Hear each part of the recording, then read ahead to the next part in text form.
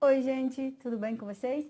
Então, voltei aqui, embora eu já tinha encerrado, para inserir alguns pontos que eu acho interessante também, assim, porque eu andei olhando os editais, como IBFC, Quadrix, Funrio, Sensgran Rio, que elas cobram os assuntos diferentes, né?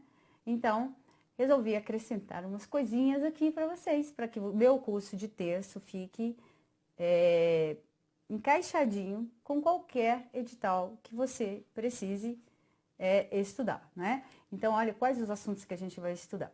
A gente vai estudar, então, algumas palavras morfológicas, tanto no nível sintático, morfológico, semântico, né? Então, vamos também avaliar as questões em relação a figuras de linguagem, certo? E, consequentemente, a gente vai saber também as funções da linguagem.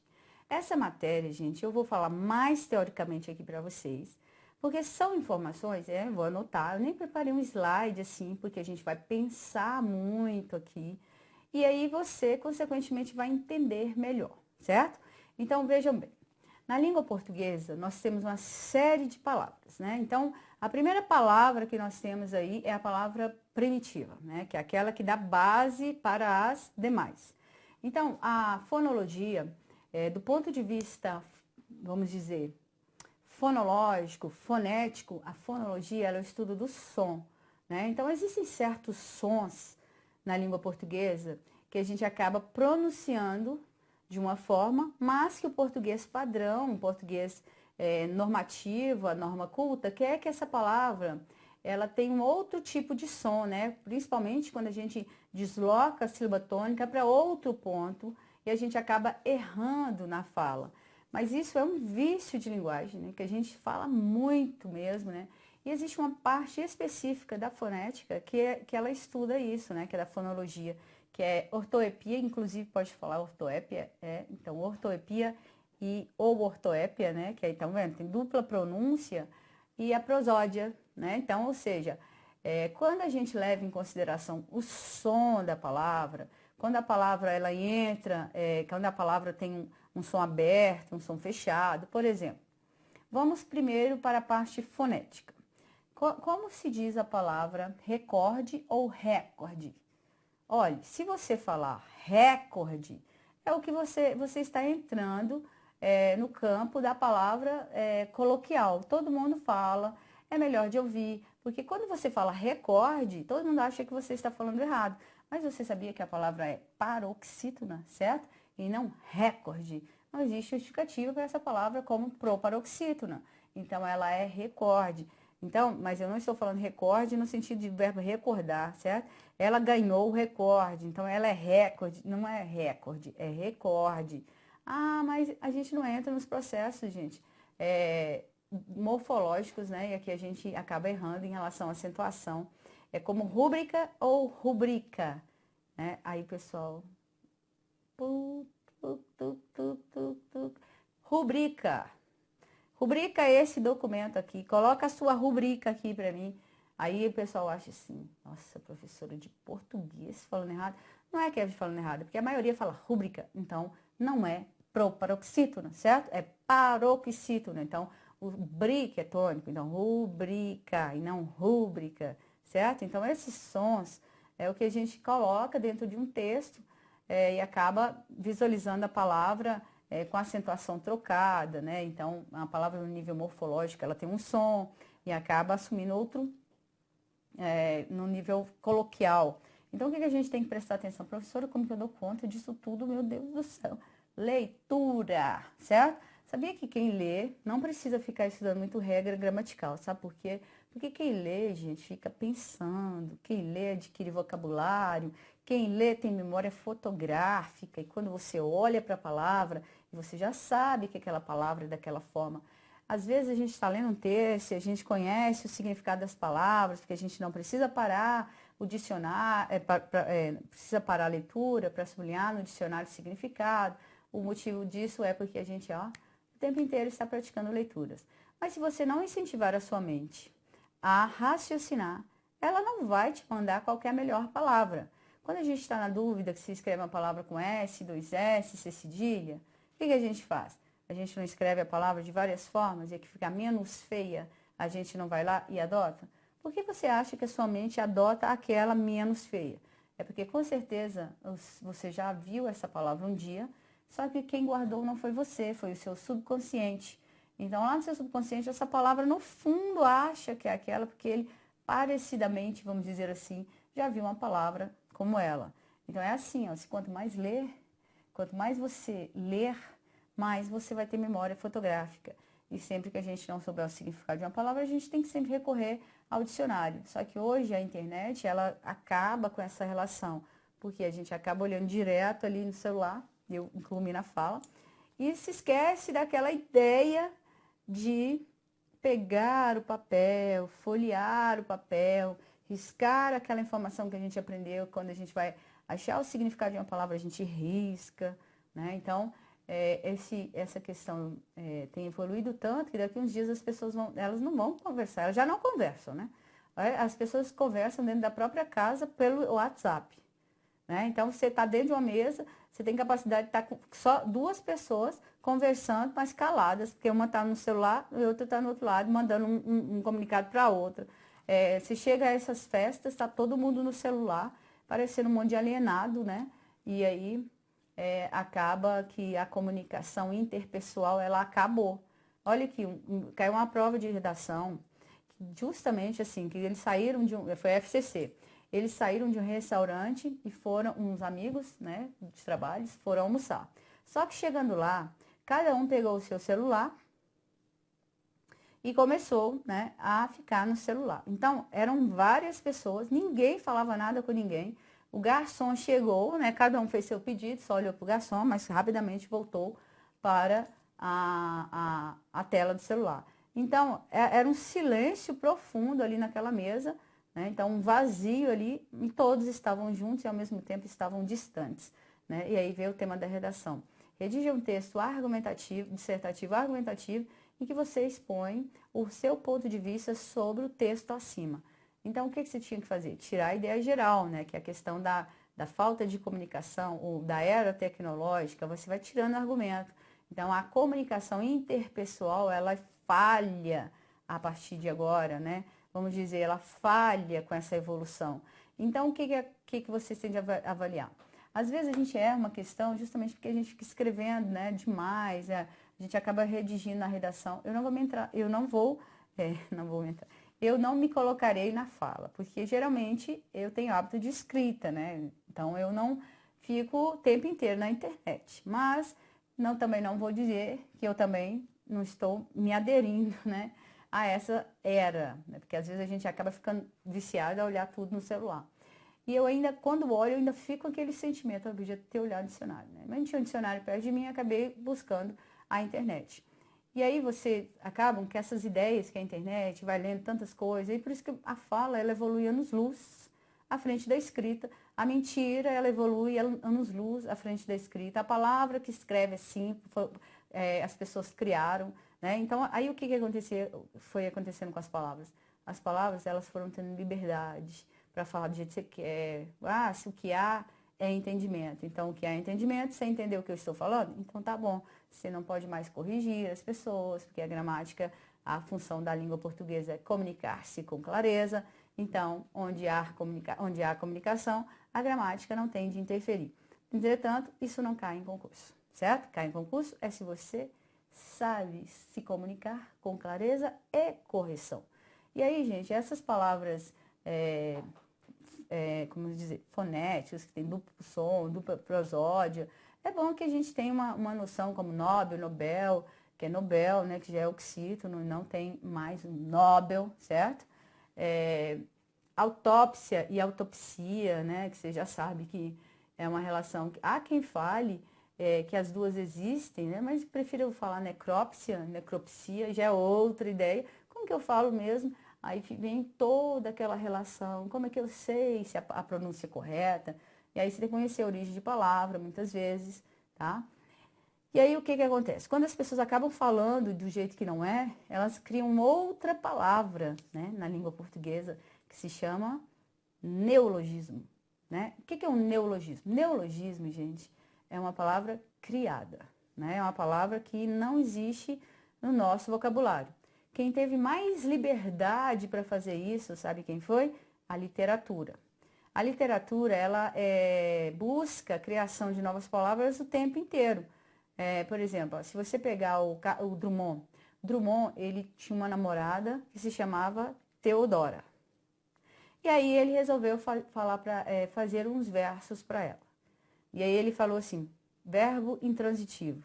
Teodora, para você, criei um verbo. Teodoro, te adorar. Teodora, te adorar. Né? E foi falando. Então, te adorar não existe, gente. Verbo da primeira conjugação, te adorar. Mas ele teve a liberdade de, pelo nome da namorada, criar o te adorar. Então, essa palavra, ela não existe no vocabulário pátrio, né, padrão, no Volpe, mas ela existe na literatura. Então, qual o nome dessa liberdade de expressão? É aquela informação que te dá liberdade para criar. Isso se chama neologismos. São palavras que são criadas pelos autores.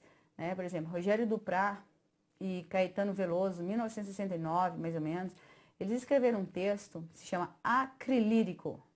Só para você observar, no primeiro título do texto, acrilírico já é um neologismo. Né? Então, acrílico mais lírica, né? Mais lírico. E aí ele, dentro do texto, foi o tempo inteiro falando um monte de coisa.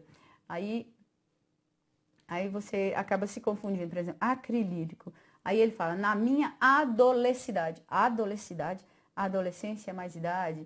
Na minha idade de pedra e paz, tudo ido, tudo vindo, do lido e vivido, no cinemadoscope. Meu Deus, você quase não entende, né? Cinemadoscope, da minha adolescidade. E acaba criando um monte de palavras para aqueles autores, aquelas palavras, elas têm significado, porque aquele quer aquela palavra, né? Então, isso é um neologismo, certo? E existem na língua também, além destas, nós temos palavras que nós trazemos para a nossa, que nós chamamos de estrangeirismos, né? O que são estrangeirismos? Estrangeirismos são palavras de outras línguas, que a gente acaba jogando dentro da língua portuguesa, né? Que nós estamos acabando, por exemplo, o Olavo Bilac, ele tem um texto chama A Língua, e aí ele fala assim, salve o inglês, relax, dos sofistas, luz América americana, língua portuguesa, latim pó, esplendor e sepultura. Então ele vai colocando que a língua portuguesa, ela é esplendor e sepultura, onde morre e onde nasce, onde as pessoas criam, onde as pessoas fazem o que elas querem. Se você fosse interpretar, ele está dizendo que a língua portuguesa, ela tem origem, ela tem raça, ela tem certeza, mas aí as pessoas acabam vulgarizando, ó. Última flor do Lácio, esplendor e sepultura, luz América, latim pó, né? Salve o inglês relax dos sufistas, e aí começa a falar sobre a língua. E aí, nesse ponto, ele traz essa ideia, né, de estrangeirismo para o texto. Então, a língua portuguesa ela é vasta em conhecimento e as pessoas insistem em usar estrangeirismo. Mas, às vezes, há necessidade de usar o estrangeirismo, sabe por quê? Porque aquela palavra não existe em língua portuguesa. Então, é o único momento que eu aconselho uma redação discursiva se usar o estrangeirismo. E lembre-se, em textos manuscritos, um estrangeirismo deve ser escrito entre aspas. Em um texto digitado, ele deve ser escrito em itálico. Fica a dica para vocês, anote isso. Estrangeirismos são palavras de outras línguas. Obrigatoriamente tem de estar no texto manuscrito, entre aspas. No digitado tanto faz. A regra é itálico, mas o itálico substitui tipo aspas. Funiversa, por exemplo, já cobrou essa questão em 2009 na Polícia Civil do DF. Marque alternativa em que o tipo itálico poderia ser substituído pelo tipo aspas. Você teria que achar uma alternativa em que as palavras eram estrangeiras, certo? Então, estrangeirismos também, vocês podem observar que já são palavras morfológicas, né? Já é morfologia da palavra. Temos também regionalismos, né? O que é um regionalismo? Regionalismo é assim, ó. Eu vou falar e vocês vão prestar atenção. Eu sou mineira, certo? Aí, lá na minha cidade, as pessoas falam, na onde? Meu Deus, na onde você tá? Imagina o cara chegando pra você toda empolgada com o cara lá, E aí ele chega para você e fala, na onde você mora? Aí você sabe que homem tá difícil, né? Então você vai, cala a boca e me beija, né? Vamos ver se você sabe fazer outra coisa, né? Você não vai corrigir o cara. Se você achar que vale a pena, né? Que vale a relação de ensinar, ensine para ele, né? Você vai repetir essa palavra no momento lá da conversa e ele, se ele se tocar, porque homem não se toca muito, ele não vai perceber muito, mas você fala certo, beleza? Então, na onde, né? Na onde você tá? Pra onde essas pessoas arrumaram isso? É regionalismo, né? Que algumas palavras eles buscam aonde mais o em. Deve ser nonde. Nonde, deveria ser nonde, né? E aí cria na onde. Aí existe também uma outra que é PTK. Aí outro dia meu carro estragou. E aí eu tava na rodovia e liguei pro seguro. Aí eu peguei e falei assim, olha, meu carro petecou aqui. Aí a moça, quê? É porque o carro tá petecado aqui. E aí, mesmo que eu seja uma professora de língua portuguesa, eu costumo falar certas coisas da minha região, sim. Então, PTK. Muita gente acha super engraçado, né? PTK, sabe o que que é? Estragar. Né? Então, não é jogar peteca, meu carro está com defeito, a televisão está estragada, petecada. Né? Então, existem sérias palavras que eu falo e a galera fala assim, mas que isso? Que isso é lá da minha cidade, né? Lá da minha região, né? Que a maioria fala. Aí você já entra como regionalismo. São palavras que somente são usadas pelas regiões. Né? Então você entende se você é inserido dentro das regiões, certo? Então, regionalismos é isso, né? Nós temos também ainda palavras arcaicas. Arcaísmo. O que é arcaísmo? Arcaísmo, gente, é uma relação arcaica, aquilo que caiu em desuso, aquilo que é retrógrado, né? Que já caiu muito tempo. Por exemplo, se você ouvir uma pessoa falando assim, ó, nossa, mas fulano de tal é um broto, né? Aí você vai lá e pensa assim, meu Deus, quantos anos ela tem, né? Por quê? Porque se você chamar a pessoa de bonito hoje, você não falaria broto, você falaria, nossa, eu morreria de vergonha se alguém falasse, nossa, você é um broto, né? Porque não tem como falar que eu sou uma brota, né? Então, nossa, fulana é um broto, né? Então, ou seja, é bonita, sei lá o que que é. Por que broto? Por que o povo fala isso? Broto, deve ser no sentido de desabrochar. Eu já tentei imaginar, né? Então, hoje ninguém fica falando assim, certo? E aí, o que que você faz? Então, você fica a pensar, né? Como eu poderia, então, dizer, no pleno século 20, 21, no 20, 21, você já tem uma mudança, que isso aí ficou lá pro século passado, né? Como que eu poderia falar, então, que uma pessoa é bonita? Uma pessoa é um gato. Gato, você está usando uma metáfora, né? Não, acho que gato daria para você falar, nossa, fulano é. Aí depende da linguagem, depende da classe social e depende do meio que você vive, em que você vive. Por quê? Porque a língua ela tem variação, né? Então, ainda que seja um regionalismo, um arcaísmo, ela tem a variação linguística. Isso é uma variação linguística. A língua ela varia de 3 pontos, né? Do ponto de vista da idade, que aí usa mais gírias, do ponto de vista cultural, certo? Do ponto de vista de conhecimento e da classe social, né, que seria o cultural, classe social, a mesma coisa, e do ponto de vista regional. Então, cada região fala de uma forma, cada classe social fala de uma forma, e acaba criando neologismos e tudo que eu estou falando. Né? Então, o arcaísmo é aquilo que a gente usa quando cai em desuso. Por exemplo, chama de broto, eu já te dei um exemplo, farmácia com PH, vamos pegar a gramática, que hoje nós temos já o som de F, certo? Escrever fato com facto, né? Porque não que esse seja saiu. Colocar acento nas palavras homônimas, homógrafas, por exemplo, eu gosto, que eu gosto, esses acentos já caíram, mas se você colocar, você está sendo arcaico. Se você vir um texto usando essa estrutura, é arcaico. Se você vir alguém falando donde, é arcaísmo, porque hoje é de onde, certo? Então, arcaísmo é aquilo que caiu em desuso. A língua já usou, mas ela cresceu num processo que nós chamamos de diacronia.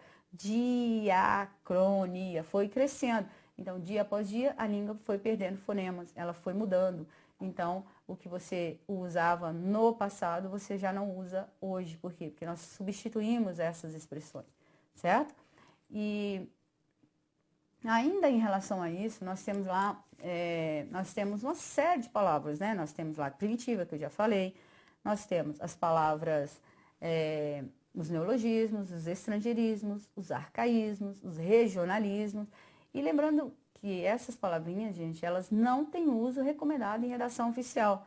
Por quê? Porque elas são muito específicas, né? Em redação oficial, que é uma linguagem clara, direta e impessoal, né? Você não pode usar uma linguagem particularizada dentro da redação oficial.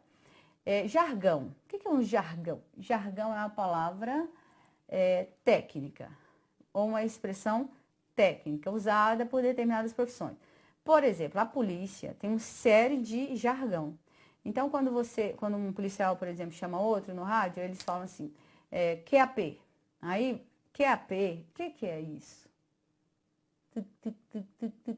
Quando acionado, pronto. Então, vai entender quem? Quem é da área, certo? A administração, a língua portuguesa, o direito, as áreas, assim, vamos dizer, as áreas, né? Da formação acadêmica, todas possuem jargões. E quem entendem esses jargões? São pessoas que estão inseridas dentro daquele contexto. Por isso que em textos técnicos, essa linguagem técnica, ela não é proibida. Por quê? Porque quem redige e quem recebe são pessoas que conhecem essas estruturas, tá? Então, por exemplo, parecer, relatório, nota técnica, esses textos já admitem linguagem técnica, justamente porque das pessoas, pelo leitor, né, que é o receptor, e pelo redator, né? São pessoas também de mesma área e elas vão se entender entre si. A área da informática é o que nós temos mais neologismo hoje, certo? Aliás, neologismo também, mas jargões, né, que é a linguagem técnica. Tudo bem? Então, aí, fora isso, a língua ela é construída por erros também, né? Barbarismo, né? Quando você erra na sintaxe.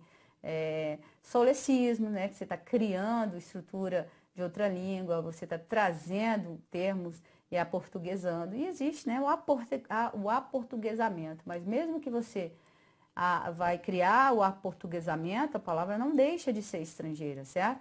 Como a gente coloca xerox e xerox. Se você falar xerox, você está aportuguesando a palavra, colocando acento em paroxítona terminado em x. Se você falar xerox, que é o correto, é a marca, né? Que se é um nome, está usando a figura de linguagem, que nós chamamos de metonímia, ou uma derivação imprópria, está usando a palavra comum no sentido próprio, próprio no comum, vice-versa. Se você tiver na dúvida, gente, qual que é certo, você fala fotocópia, que é melhor, certo?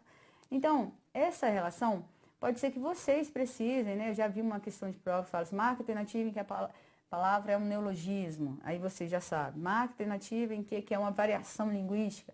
Variação linguística é a variação que a língua dá. Por isso, nós podemos dizer que na língua portuguesa nós temos vários falares, né? E isso se chama dioleto. O que é dioleto? Dioleto, gente, é diferente de dialeto. Dialeto é a língua. Qual dialeto que a gente fala? A língua portuguesa, a gente tem esse dialeto. Agora, dioleto é a mudança da mesma língua. Então, dentro da língua portuguesa, cada região fala de uma forma, cada região usa o S de um jeito. Tanto é que a gente fala no sul, doce de leite, né? Leite, leite quente. E aqui a gente não fala, porque tem o som de E, e aqui nós falamos leite quente, mas você não vai escrever leite, certo? É só o som. Então, isso também é um nível fonológico, a variação também da palavra, certo? Então, eu resolvi colocar essas palavrinhas porque eu fui consultando algumas provas e eu percebi muita repetição desses termos, certo? Só que aí a gente tem também um campo maior, né, que é a semântica. Eu sei que eu coloquei para vocês em vários momentos da semântica, mas o que é semântica? Todo mundo me pergunta, professora, semântica e sentido original do texto é a mesma coisa? É. Semântica, gente, é sentido. Sema, certo? Sentido. Então, o campo da morfologia, ela vai estudar o morfema, né? Que é a unidade mórfica, formação. A semântica, ela vai estudar o sema, que é a unidade de sentido. E aí, dentro dessa unidade de sentido, nós temos lá antônimos, sinônimos, né? Que os antônimos são palavras de sentidos opostos. Os sinônimos, que nós temos palavras que não são iguais no sentido, mas elas se equiparam em significação. Nós temos os homônimos, que se dividem em homônimos, certo? Homo igual, palavra escrita igual. Aí você tem a igualdade no som e na escrita. Homônimas homófonas no som, homônimas homógrafas na escrita, mas com certeza elas têm contextos diferentes. E existem também as homônimas perfeitas, que são aquelas que têm o mesmo som, mesma escrita, mas contexto diferente, que é chamado também de palavra polissêmica, que é a polissemia, certo? Por exemplo, canto. Canto, se eu não te der contexto, pode ser do verbo cantar, pode ser canto da mesa, canto do quadro, o canto da menina, certo? Então, uma palavra que tem várias aplicações e eu só sei se eu tiver contexto, entenderam? Nós temos também as palavras parônimas, começa com PR, parecem. Elas parecem na escrita e parecem no som, mas só parecem, elas não têm significação igual, certo? Então, a significação é totalmente diferente. Vemos também, gente, muita palavra dentro de um texto que você pede para trocar, e aí qual é o tipo de questão? É vocabulário, você tem que conhecer de vocabulário, e você tem de conhecer também, como vamos dizer, o que significa e entender o que o texto está dizendo. Porque essas provas, né, como eu já falei largamente na aula de compreensão e interpretação de texto, essas provas, elas, cada vez mais, elas pedem umas palavras bem eruditas, né? O que é um erudito? O que é uma palavra erudita? É uma palavra preciosa. O que é uma palavra preciosa? É o preciosismo. O que é o preciosismo? Nada mais é do que falar difícil, usar palavras difíceis para expressar um conhecimento que poderia ser dito por uma palavra simples. Então, vamos ler Rui Barbosa. Meu Deus do céu, Rui Barbosa foi o mais arcaísmo do mundo, de todos os autores, e é o que mais tem um tom engraçado em seus versos, né? Conta a história que ele foi conversar com um roceiro, e aí começou a falar, o que faz nesse rosáceo, nesse plume de... Aí foi falando nessa um monte de palavras difíceis com uma pessoa que não tinha conhecimento. Aí o cara foi e perguntou assim, senhor, eu não conheço essas palavras, não, porque faz muito tempo que eu não tomo umas pingas. Ou seja, ele falou difícil, aí o cara falou assim, esse cara só pode estar bêbado ou estar drogado, né? Então aí ele perguntou pro cara, você entendeu? Aí ele, não, porque faz muito tempo que eu não tomo umas pingas. Ou seja, ninguém entende o que ele fala. Aí ele tem um outro discurso, né? Ele chama o discurso dos patos, né? Esse é bem engraçado. Conta a história, né? Que um ladrão entrou na casa do Rui Barbosa e queria roubar os patos de estimação dele. Aí ele chegou e percebeu que alguém estava entrando lá e jogou o dedo na cara do ladrão. Ó, bucéfalo anacro, se queres entrar, né? Aí ele começa a falar, se queres profanares o meu recôndito, eu transijo. Aí começa a dizer, se quer levar meus ovíparos a sorrelfa e a socalpa, né? Dar-te-ei bem no alto da sua sinagoga com esta bengala e reduzirei a 50ª potência do que vulgo nada. Aí foi falando um monte de palavras difíceis, né? No final das contas, o ladrão chegou para ele e falou assim, ô doutor, é para eu levar ou não os patos? Ou seja, o ladrão ficou tão confuso com tantas palavras difíceis que ele nem estava entendendo nada. Falou, moço, é para eu levar ou não esses patos? Vou deixar esses patos aí. Ou seja, Rui Barbosa é um excelente autor para você descobrir significação de palavras, né? Mas são palavras geralmente arcaicas, a gente não fica usando o tempo inteiro. Então, a literatura, ela quem mais dominou esses processos de escrita, né? Que nos concedeu padrões, formadores, e aí a gente acaba tendo que falar assim, meu Deus, como eu sei tudo isso. A gente sabe tudo isso porque a gente lê, certo? Que a gente estudou na escola. Só que seu conhecimento ele precisa ser progredido para que você conheça não só a normatividade da língua, você tem que conhecer também que a língua tem liberdade de expressão. Esse recurso não cabe para a norma padrão, mas cabe para a estilística. O que é estilística? É o posicionamento do autor do texto. O autor do texto tem ampla liberdade para usar o estilo dele no texto. Então, é o estilo de cada autor. Por isso que quando a gente conhece de leitura, você já sabe imediatamente que não foi fulano de tal que escreveu aquilo ali. O que eu mais percebo hoje é a internet profanando textos de autores que jamais escreveriam daquela forma.